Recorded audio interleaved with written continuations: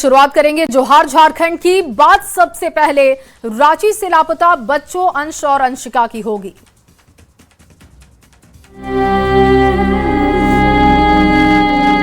बच्चा नहीं मिलेगा तो हम लोग जीते जीते मर जाएंगे सर।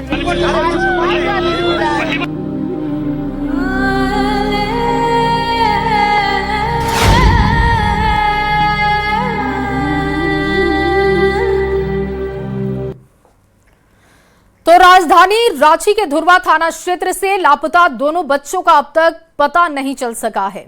4 दिन गुजरने के बाद भी सुराग नहीं मिलने से लोगों के सब्र का बांध टूट चुका है। लोग सड़क पर उतरकर आंदोलन करने को मजबूर हो चुके हैं। लोगों का आरोप है कि पुलिस की ओर से सही तरीके से कार्रवाई नहीं की जा रही है। दिखाते हैं आपको इसी पर खास रिपोर्ट। रोती बिलखती मां जो अभी तक अपने बच्चों की राह ताक रही है, बेसुध हुए जा रही है। ये तस्वीर है रांची के धुरवा थाना क्षेत्र की, जहां 2 जनवरी से लापता बच्चों का अब तक कोई सुराग नहीं मिला है। बच्चों की आस में मां का रो रो कर बुरा हाल हो रहा है।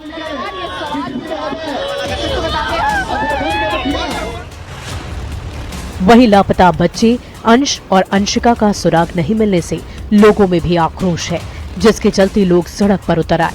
लोगों का कहना है कि पुलिस सही तरीके से कार्रवाई नहीं कर रही, जिसके चलते बच्चों का कोई सुराग नहीं मिल पाया है। 51,000 बच्चे का कीमत नहीं है। बच्चे का कीमत मात्र 51,000 नहीं है। प्रशासन जल्दबाजी में कहीं न कहीं जो है कि गलत रास्ते पर जा रही है।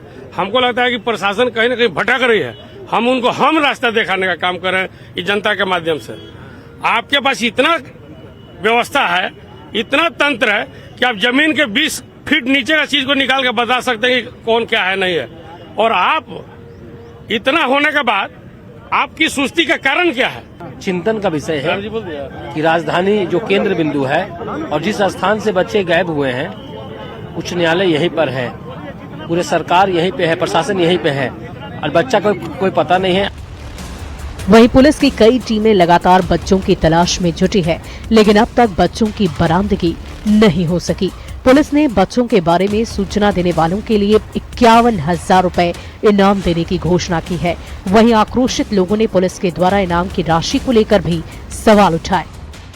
इसको लेकर के हम लोग लगातार संघर्ष करते हैं। इसके बावजूद अभी भी 4-5 बच्चे नहीं आए हैं। 3 बच्चा अभी पिछले 6 महीना पहले हमें मिला है, उसको भी हम लोगों ने खोज करके निकाला है। प्रशासन ने आज तक एक भी बच्चा को हमें सुपुर्द नहीं किया कि बच्चा को हम खोज करके लाएं। वहीं धरना प्रदर्शन के दौरान बच्चों की मां बदहवास सी हो गई, फिर सड़क पर जाकर गिर गई, जिसे देखकर हर कोई मर्माहत हो गया। बच्चे कहां गए ये आश्चर्य की बात है। अब देखना होगा कि लोगों के प्रदर्शन के बाद पुलिस कितनी जल्द बच्चों को खोज पाती है। न्यूज़ 18 से रांची के लिए ओम प्रकाश की रिपोर्ट। देखिए, राजधानी रांची में अंश और अंशिका की कोई जानकारी अब तक नहीं मिली है। पुलिस का पूरा तंत्र मामले की जांच में जुटा है और इसे लेकर रांची एसएसपी और ग्रामीण एसपी बच्चों के घर पहुंचे। बच्चों की तलाश में इलाके के सभी घरों की तलाशी हो रही है। मामले में एसएसपी ने कहा कि बच्चों की खोजबीन को लेकर पुलिस जुटी हुई है लगातार। एक एसआईटी टीम का गठन भी हमने किया, जिसमें डीएसपी इंस्पेक्टर के साथ ही टेक्निकल सेल की टीम भी कार्य कर रही है। जल्द ही बच्चों को ढूंढ लिया जाएगा। लेकिन देखिए, कई दिन बीत जाने के बाद भी पुलिस के हाथ कोई सुराग नहीं है, जिससे लोगों का भरोसा भी पुलिस तंत्र से उठता हुआ दिख रहा है। 3 दिनों से अधिक समय से लापता है और यहीं धुरवा केसी बस्ती के रहने वाले वो दोनों बच्चे थे। पुलिस ने इस संबंध में धुरवा थाना कांड संख्या 1/26 दर्ज भी किया है और अनुसंधान चल रहा है। इसके लिए मेरे द्वारा एक विशेष टीम का भी गठन किया गया है। ग्रामीण एसपी प्रवीण और सिटी एसपी पारस के नेतृत्व में वो टीम में करीब 5 डीएसपी और 4 थाना प्रभारी हैं। उसको हम आए दुकान से घर पर, तो उसको जैसे हम भेजे थे, उसको पैसा दे के उसको कि जाओ बिस्कुट खरीद के लाओ, उसी टाइम हो गए। उसको बाद जैसे आधा घंटा के बाद जैसे हम खोजने के लिए चालू किए, उसके बाद नहीं हुआ। पुलिस के द्वारा लगातार खोजबीन की जा रही है, किस तरह से देखते हैं? पुलिस पूरी तरह से लगी हुई है? आज जैसे कुछ बुझा रहा है कि हाँ पूरी तरह से लगे, नहीं आज से पहले जैसे नहीं बुझा रहा है। लापता अंश और अंशिका जल्द घर लौटे, इसे लेकर बच्चों के पिता और एक प्रतिनिधि मंडल ने डीजीपी से मुलाकात की है, ज्ञापन भी सौंपा है। इस दौरान डीजीपी ने भरोसा दिया कि बच्चों की खोजबीन के लिए पुलिस की टीम 3 राज्यों में भेजी गई है।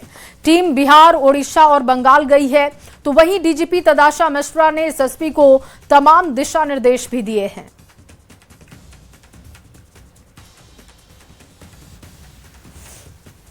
उन्होंने बोला कि हमने बहुत बड़ी टीम बनाई है, जांच टीम, और हम इसको 2 दिन पहले से ही संज्ञान में लिए हुए हैं, और हमने ही सीनियर एसपी को वहाँ पर धरना स्थल पर भेजा था, और आपके कार्यक्रम के पहले हमने उनको बुलवाया था। उसके बाद उन्होंने बोला कि हम उड़ीसा, बंगाल और कौन बोले 3 राज्य के बिहार सॉरी पटना 3 राज्य में टीम बना के इन्होंने भेजा है। यहाँ जागी है जैसे उस दिन से काम जितना आज जो तेजी से चल रहा है वो पहले से चल रहा, तो अभी तक जैसे बच्चा मेरे पास रहते हैं। अब प्रशासन है भरोसा अब तो खत्म हो गया है, बाकी पेपर भी जब देख के बुझा रहा है कि हाँ कि अभी ऐसा है कि मिल जाएगा। और अब खबर चाईबासा से। चाईबासा में पिछले 5 दिनों से एक दंतैल हाथी का उत्पात जारी है। हाथियों के डर से लोग रात में जगने को मजबूर हो चुके हैं। 5 दिन में हाथी ने कुल 9 लोगों की अब तक जान ले ली है। और कैसे इस हाथी ने 5 दिन में पूरे गांव की हंसी खुशी छीन ली, दिखाते हैं आपको ये रिपोर्ट। एक दंतैल हाथी का उत्पात, 9 लोग को उतारा मौत के घाट। सबके मन में एक ही सवाल, कब थमेगा हाथी का बवाल।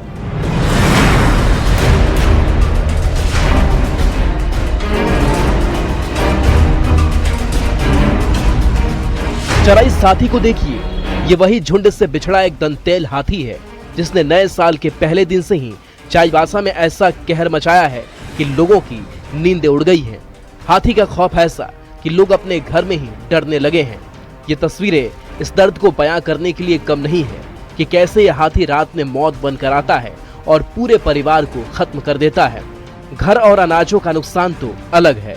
टीम के साथ आज से पूर्ण प्रयास मैंने किया जाएगा कि उसको मैंने गांव के आगे घने जंगल तक पहुंचाएं और ग्रामीणों को सेफ करें।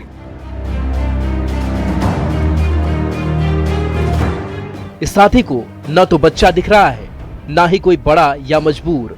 ये बस मचा रहा है तो उत्पात। ये एक दंतैल हाथी पिछले 5 दिनों में 9 लोगों को मौत के घाट उतार चुका है, जबकि 6 लोग घायल हुए हैं। हाथी ने 1 जनवरी को मुफस्सिल और टोंटो क्षेत्र में 3 लोगों को मार डाला, जबकि 2 को घायल कर दिया।